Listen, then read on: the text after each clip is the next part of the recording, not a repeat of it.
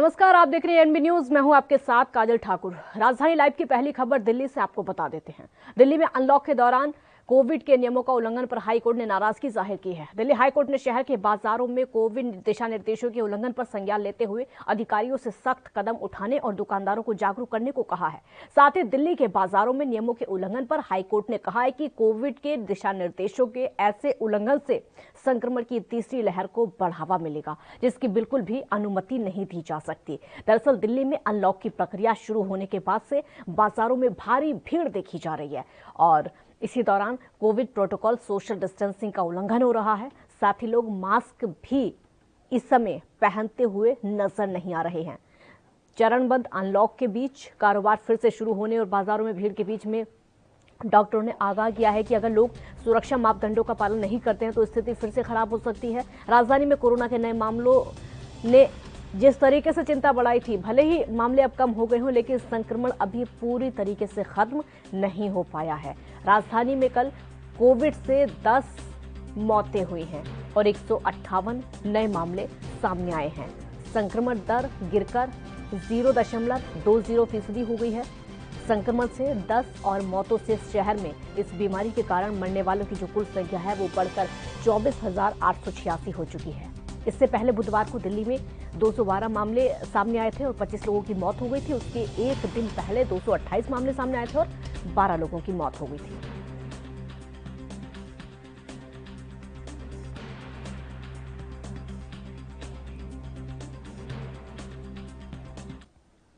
राजीव तिवारी संवाददाता हमारे साथ ज्यादा जानकारी के लिए इस समय जुड़ चुके हैं दिल्ली से। राजीव, हाईकोर्ट अब सख्ती बरत रहा है क्योंकि देखा यह जा रहा है कि जब से अनलॉक हुआ तब से लोग सावधानी बरत नहीं रहे हैं।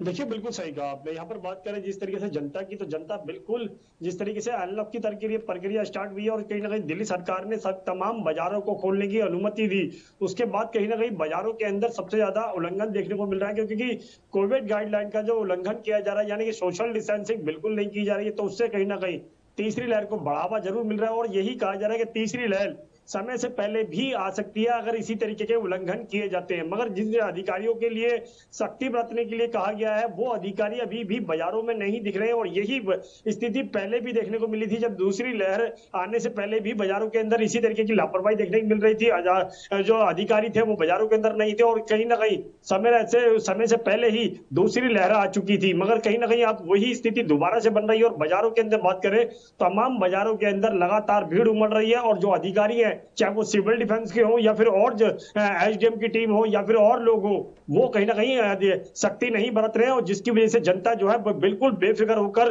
आराम से घूमती नजर आ रही है। यहाँ तक कि मास्क तक का यूज नहीं किया जा रहा है। जी, लापरवाही यहाँ पर सरकार की भी। अगर सरकार दिशा निर्देश जारी करे उसके बाद ही अधिकारी पहुंचेंगे ना। देखिए, बिल्कुल सही कहा आपने। यहाँ पर बात करें दिल्ली सरकार की, तो दिल्ली सरकार ने बेशक कह सकते हैं कड़े नियम बना दिए हैं, यहाँ तक कि कोविड गाइडलाइन का पालन करने के लिए कहा गया है। मगर जो अधिकारी है उनकी वजह से सबसे ज्यादा लापरवाही देखने को मिल रही है और उनकी वजह से जो जनता तक मैसेज जा रहा है वो यही जा रहा है कि जनता यही समझने लगी है कि कोरोना वायरस बिल्कुल खत्म हो चुका है और इसीलिए शायद वो बाजारों के अंदर इतने ज्यादा भीड़ के हुजूम में शामिल होते चले जा रहे हैं और कहीं ना कहीं मास्क तक का यूज नहीं कर रहे हैं। तो कहीं ना कहीं दिक्कतें जरूर आएंगी और यही स्थिति अगर बनी रही तो तीसरी लहर समय से पहले दिल्ली के अंदर प्रवेश कर जाएगी। जी, बाजार लगातार खुल रहे हैं, मॉल्स खोलने की इजाजत दे दी गई है, लोग अपने घरों से बाहर भी इस समय निकल रहे हैं। कैसा माहौल इस समय देश की राजधानी में देखने को मिल रहा है? डर थोड़ा बहुत भी है लोगों में? देखिए, बिल्कुल बात करें जिस तरीके से जनता बाहर निकल रही है और एक दूसरे से संपर्क बना रही है और कहीं ना कहीं बाजारों के अंदर जो स्थिति देखने को मिल रही है उससे कहीं ना कहीं डर जरूर लगता है। मगर जनता से जब हम मीडिया कर्मी जब पूछते हैं कि आप लोगों को वायरस का खतरा नहीं है, कि आप लोग इतनी भीड़ में क्यों शामिल हो रहे हैं, तो उनका जवाब होता है कि जब सख्ती पालन कराने वाले कोई नहीं है और वायरस के खतरे के लिए कहीं ना कहीं जनता भी जिम्मेवार है और सरकार भी जिम्मेवार है, तो दोनों तरफ ही जिम्मेवारी बनती है। क्योंकि जनता की जिम्मेवारी जरूर बनती है। मैं ही बात करें दुकानदारों की, तो ना ही दुकानदार ग्राहकों को समझाते हैं कि आप सोशल डिस्टेंसिंग का दायरा बना के रखें, ना ही अधिकारी जो है वो लापरवाही कर रहे हैं, क्योंकि अधिकारी भी बाजारों के अंदर नहीं है। अगर अधिकारी होते हैं बाजारों के अंदर तो सख्ती बरती जाती है। मगर अभी तक चाहे वो सदर बाजार हो या फिर इंदर लोक मार्केट हो, जिस तरीके से हमने भी दिखाने की कोशिश करी थी, कल भी दिखाने की कोशिश करी थी, परसों भी दिखाने की कोशिश करी थी कि इसी तरीके की स्थिति बिल्कुल बिगड़ी हुई है और बाजारों के अंदर साफ तौर पर उल्लंघन देखने को मिल रहा है और जनता कहीं ना कहीं लापरवाही भी करती नजर आ रही है। जी, पब्लिक लगातार लापरवाही बरत रही है। हाईकोर्ट नाराजगी जाहिर कर रहा है। कोई असर इसका दिखाई दे रहा है? अगर हाईकोर्ट नाराजगी जता रहा है सरकार से, तो सरकार को यहाँ पर कदम उठाना पड़ेगा, क्योंकि अनलॉक की प्रक्रिया सरकार की तरफ से जारी की गई है कि पहले लॉकडाउन लगाया जाए, उसके बाद अनलॉक कर दिया जाए। अगर उसके बाद परेशानियां इस समय हो रही तो सरकार को एक्शन में इस समय आना पड़ेगा। हाईकोर्ट से पहले आ जाना चाहिए था।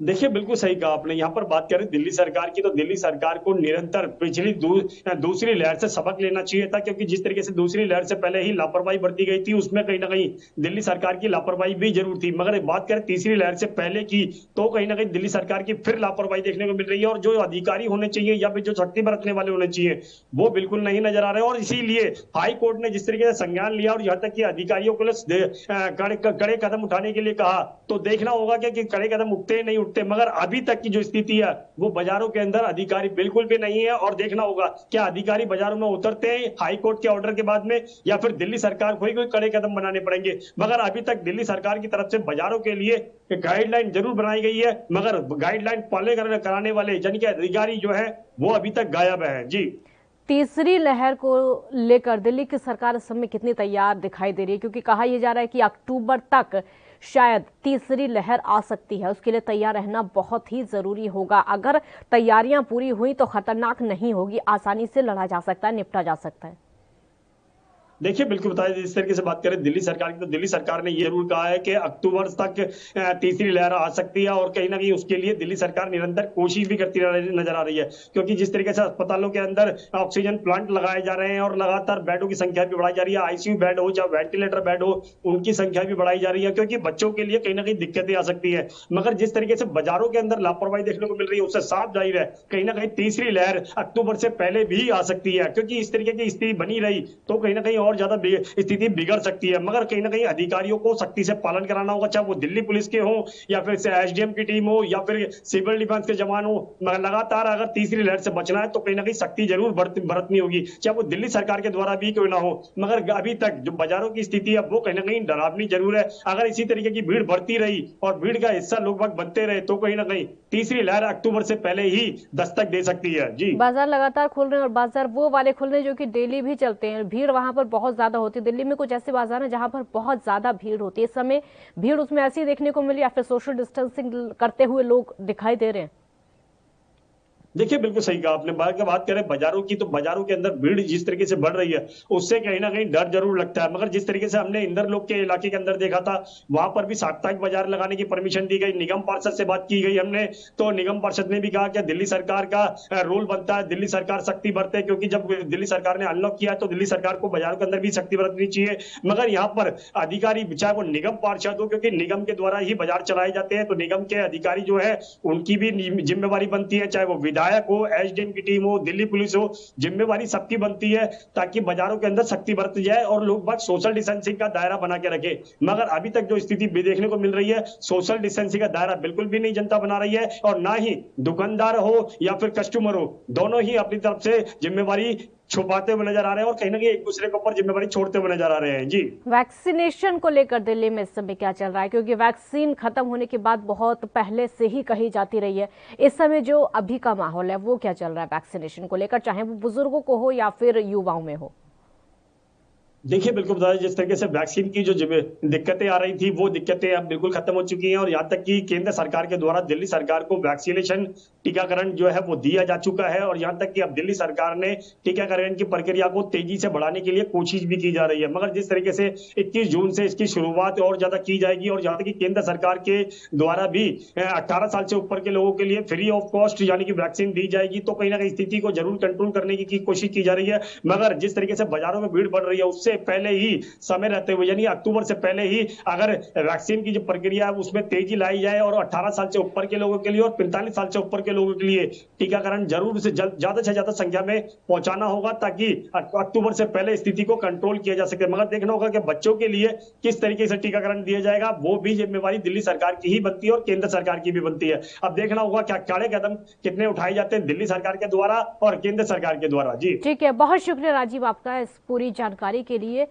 अगली खबर महाराष्ट्र से आपको बता देते हैं। महाराष्ट्र में बुलढाना जिले के किसानों ने अपनी बदहाली पर सरकार के गैर जिम्मेदाराना रवैये से नाराज होकर अब अपनी किडनी बेचने की बात कह दी है और सरकार से अनुमति मांगी है।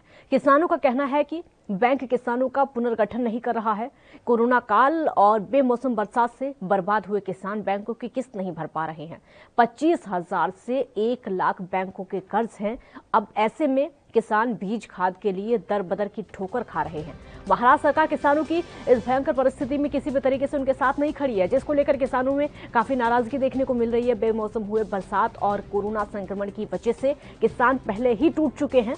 अब ऐसे में फसल बोने का सीजन आ चुका है और सरकार इन किसानों पर कोई ध्यान नहीं दे रही है, जिससे नाराज होकर पिछले सप्ताह मलकापुर तालुके के बकोड़ी गांव के 5 किसानों ने अपनी किडनी बेचने के लिए मुख्यमंत्री उद्धव ठाकरे से अनुमति मांगी है और अब प्रधानमंत्री मोदी से किडनी बेचने की अनुमति मांग रहे हैं।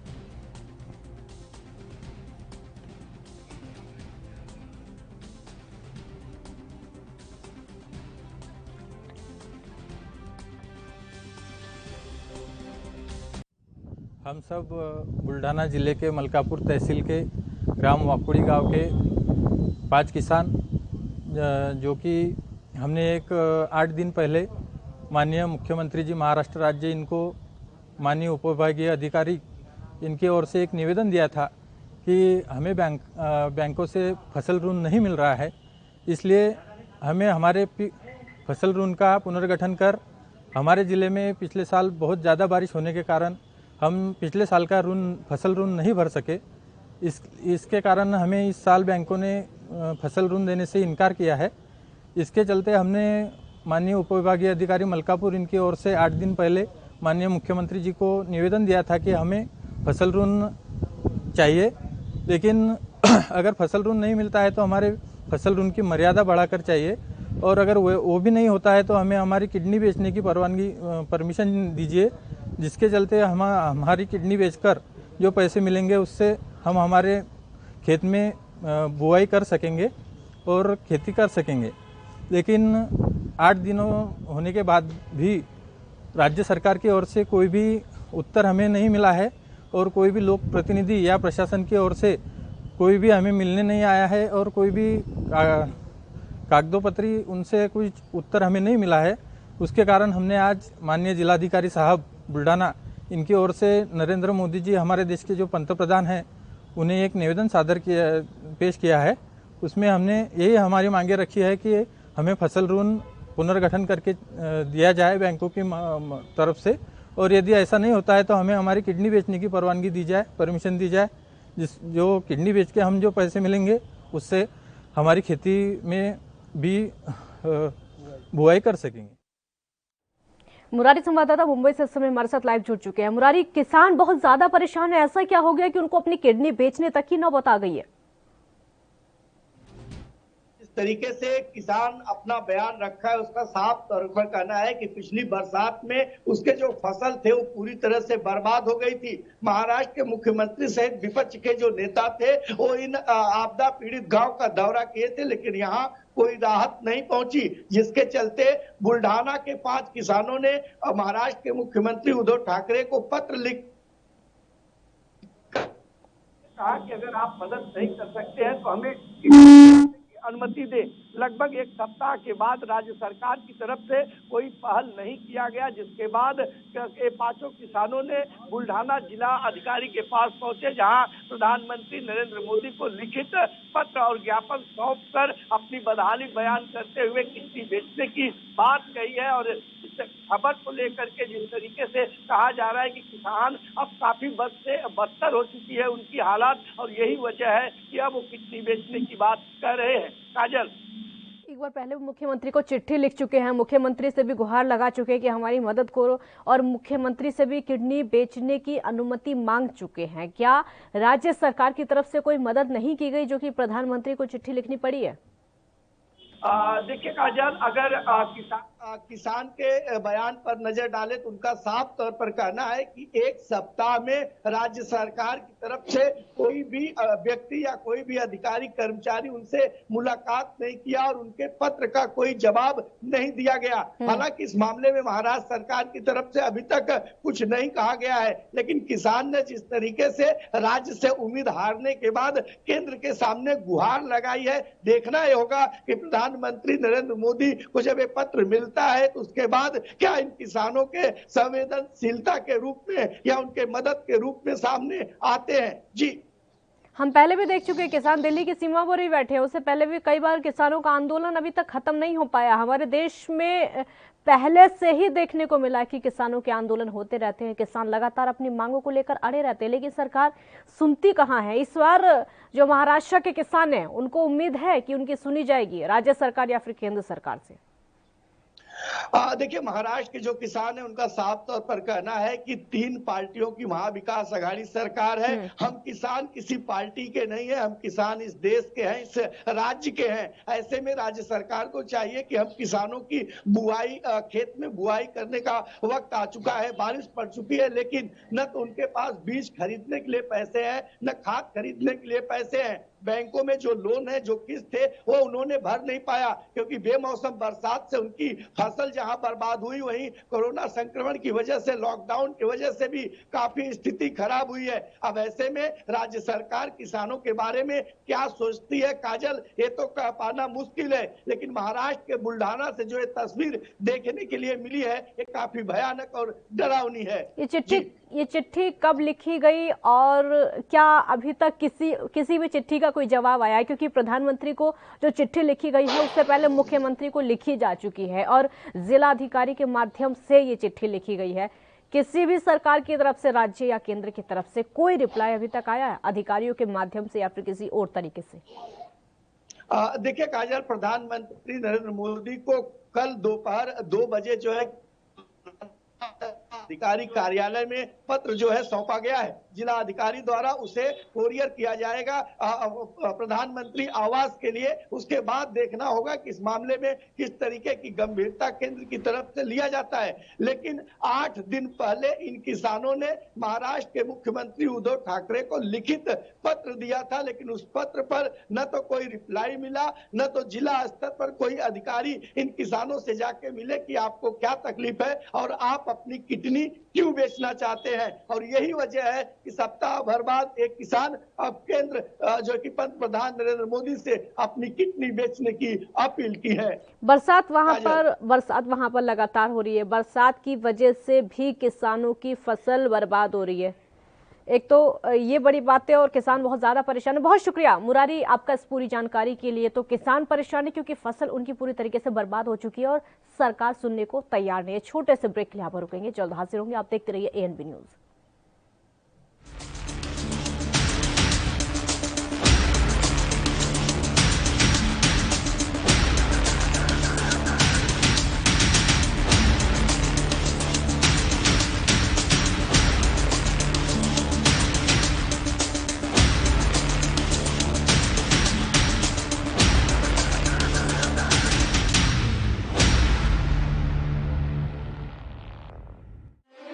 ਪੰਜਾਬ ਦੇ ਇਤਿਹਾਸ ਵਿੱਚ ਇੱਕ ਸੁਨਹਿਰਾ ਪੰਨਾ। ਸਮੁੱਚੇ ਭਾਰਤ ਵਿੱਚ ਪੰਜਾਬ ਬਣਿਆ ਸਿੱਖਿਆ ਦੇ ਖੇਤਰ ਵਿੱਚ ਨੰਬਰ 1। ਭਾਰਤ ਸਰਕਾਰ ਨੇ ਐਲਾਨ ਕੀਤਾ ਕਿ ਅਨੁਸੂਚਿਤ ਜਾਤੀਆਂ, ਲੜਕੀਆਂ ਅਤੇ ਵਿਕਲਾਂਗ ਬੱਚਿਆਂ ਨੂੰ ਸਿੱਖਿਆ ਪ੍ਰਦਾਨ ਕਰਨ ਲਈ ਪੰਜਾਬ ਹੀ ਹੈ ਸਰਵ ਉੱਤਮ ਸੂਬਾ। ਨਾਲ ਹੀ ਇਹ ਵੀ ਘੋਸ਼ਣਾ ਕੀਤੀ ਕਿ ਸਿੱਖਿਆ ਦੇ ਬੁਨਿਆਦੀ ਢਾਂਚੇ ਦਾ ਭਾਰਤ ਭਰ ਵਿੱਚ ਹੈ ਪਹਿਲਾ ਸਥਾਨ।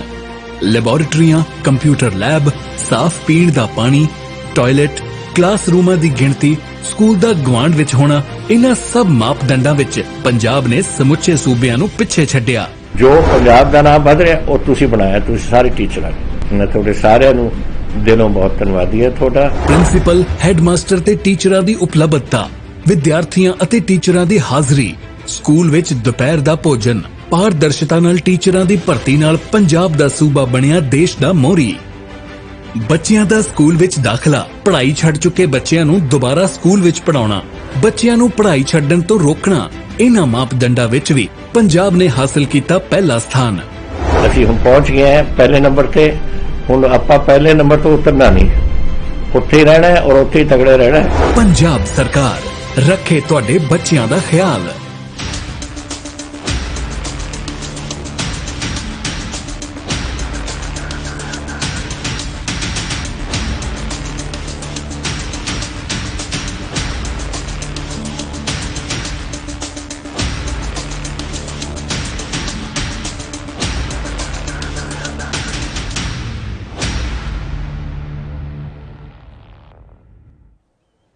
ब्रेक के बाद एक बार फिर स्वागत है आपका। पिछले दिनों हुई 1.25 इंच बारिश के बाद से मौसम विभाग द्वारा इंदौर में मानसून के सक्रिय होने की घोषणा की गई है। और आपको बता दें कि मंदसौर को छोड़कर इंदौर संभाग के सारे जिले, भोपाल संभाग, गुना, अशोकनगर में मानसून के सक्रिय होने की घोषणा की गई। भोपाल स्थित मौसम केंद्र के मौसम विज्ञानी वेद प्रकाश सिंह के मुताबिक इंदौर में 22 जून तक हल्की से मध्यम स्तर की बारिश होने की संभावना है। और इस बार इंदौर में मानसून अपने निर्धारित समय 19 जून से एक दिन पहले ही इंदौर में सक्रिय हुआ है।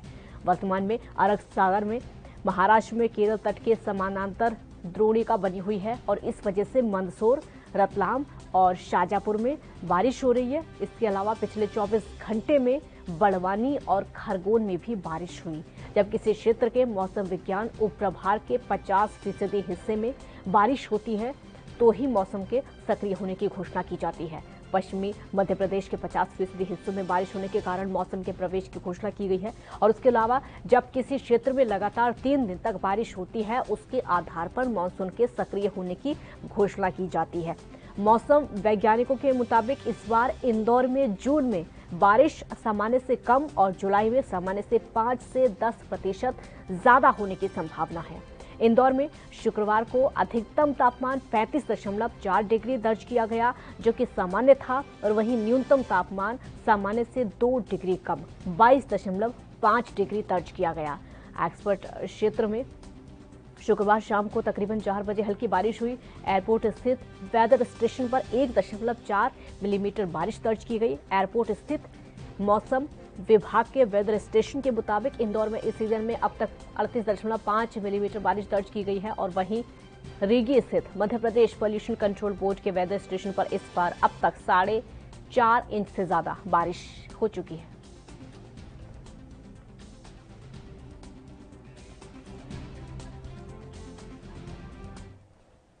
गणेश तिवारी संवाददाता इंदौर से इस समय हमारे साथ लाइव जुड़ चुके हैं। गणेश, सबसे पहले बारिश का अपडेट बताइए।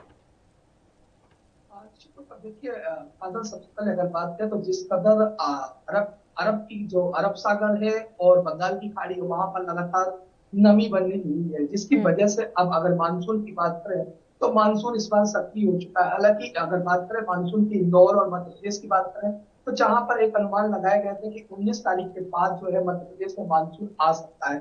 ऐसे में हालांकि पूर्वानुमान जो है पूर्व में ही 2 दिन पहले ही मध्य प्रदेश में मानसून सक्रिय हो चुका है। और यही वजह है कि मध्य प्रदेश के कई हिस्सों में, कई जिलों में बात करें, संभागों में बात करें, चाहे इंदौर की बात करें या भोपाल की बात करें, उज्जैन की बात करें, ग्वालियर की बात करें, जबलपुर की बात करें या रीवा की बात करें, हर संभाग में मंदसौर को छोड़कर अभी तक बारिश हो चुकी है।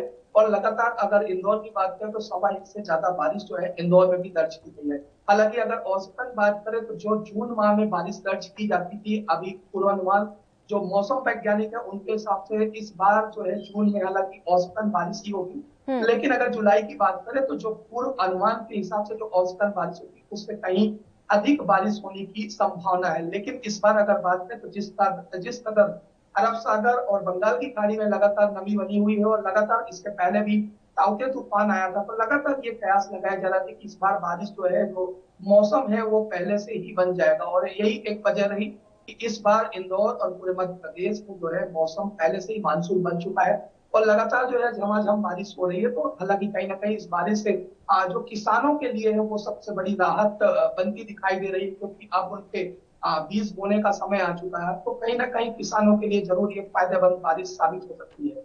जी किसानों के लिए बारिश फायदेमंद साबित हो सकती है, लेकिन अगर ज्यादा बारिश होती है तो सड़कों पर पानी भर सकता है, लोगों को दिक्कतों का सामना करना पड़ता है। प्रशासनिक अधिकारियों को भी इंतजाम करने होंगे। निश्चित तौर पर देखिए काजल, जहां अभी लगातार लॉकडाउन लगा हुआ था, कोरोना काल था, ऐसे में प्रशासन की तरफ से बात करें तो जो बारिश के लिए उपाय किए जाते हैं, जो सुरक्षा अपनाए जाते हैं, वो अभी तक नहीं किए गए। तो लगातार जिस कदर अब बारिश आ चुकी है, लगातार तूफान और बारिश का कहर अब मध्य प्रदेश में सक्रिय हो चुका है, लगातार बारिश हो रही, तो निश्चित तौर पर इसके पहले भी हमने देखा है कि इंदौर में ही एक जरा सा बारिश से कई हिस्सों में, जो निचले हिस्से होते हैं, वहां पर बारिश से पूरी तरह से पानी भर चुका था, उनके घरों में पानी जा चुका था। तो निश्चित तौर पर अब बारिश की वजह से अगर शहरी क्षेत्र और ग्रामीण क्षेत्रों की भी बात करें, तो चूंकि अभी तक कोई भी पानी, जो बारिश का पानी है, उसके निकाय के लिए कोई व्यवस्था नहीं की गई, क्योंकि पूर्व की भी बात करें तो लगातार लॉकडाउन लगा हुआ था, कोरोना काल था, ऐसे में सब कुछ बंद पड़ा था, सभी समस्त तरह के कार्य बंद पड़े थे। तो कहीं ना कहीं अब बारिश से एक तरह से कहीं अगर किसानों को फायदा है, तो जो लोग घरों में रह रहे हैं, जो निचली बस्तियों में रह रहे हैं, उनके लिए कहीं ना कहीं संकट काल या खतरा भी बनता नजर आ रहा है, क्योंकि अभी तक कोई व्यवस्था नहीं की गई है। जी काजल, बारिश को लेकर लगातार अलर्ट जारी किया जा रहा है कि आगे भी दिक्कतों का सामना करना पड़ सकता है। क्या कोई इंतजाम अभी तक, क्योंकि इंतजाम करने चाहिए अधिकारियों को, वो जाहिर सी बात है, लेकिन क्या अभी तक इंतजाम दिखाई दे रहे हैं, क्योंकि बहुत ज्यादा दिन का वक्त नहीं है? आपका सर सबसे पहले अगर बात करें तो चूंकि मध्य प्रदेश में जो ताउते तूफान था, उसका कहीं ना कहीं असर मध्य प्रदेश में भी देखने को मिला था, जिसके बाद मौसम वैज्ञानिकों ने लगातार जो है ये अंदेशा लगाया था और निर्देश भी दिया था, जिसके बाद हालांकि मध्य प्रदेश सरकार और जो टीम है, नगर निगम की टीम हो या नगर पालिका की टीम हो या जो भी लोग इस कार्य को करते हैं, उनको लगातार जो है निर्देशित किया गया था। तो हालांकि ताउते तूफान के बाद जब कई ऐसी घटनाएं सामने आई थी, कई बस्तियों के टीम चद्दर भी उड़ गए थे, गरीबों की बस्तियां थी, उसके बाद हालांकि प्रशासन एक्टिव जरूर नजर आया था और अब जो है जो बारिश के उपाय, जो पानी के निकाय किए जाने चाहिए, वो किए जा रहे हैं। लेकिन चूंकि अब बारिश आ चुकी है और 1.25 इंच से ज्यादा बारिश जो है इंदौर में भी दर्ज की जा चुकी है और मध्य प्रदेश के भी कई हिस्सों में बारिश लगातार जारी है, प्रतिदिन बारिश हो रही है, तो कहीं ना कहीं जरूर अब, क्योंकि चारों तरफ अगर देखें तो जो निर्माण कार्य है वो पूरी तरह से कार्य किए जा रहे हैं, बारिश निकाय के लिए कार्य किए जा रहे हैं, तो उसकी वजह से बिल्कुल अब दिक्कतों का सामना। बहुत शुक्रिया गणेश आपका इस पूरी जानकारी के लिए। तो बारिश की आशंका जताई जा रही है, जिसके चलते जरूरत है प्रशासनिक अधिकारियों को पहले इंतजाम करने की। बहुत शुक्रिया आपका। राजधानी लाइव में फिलहाल इतना ही। आप देखते रहिए एएनबी न्यूज। नमस्कार।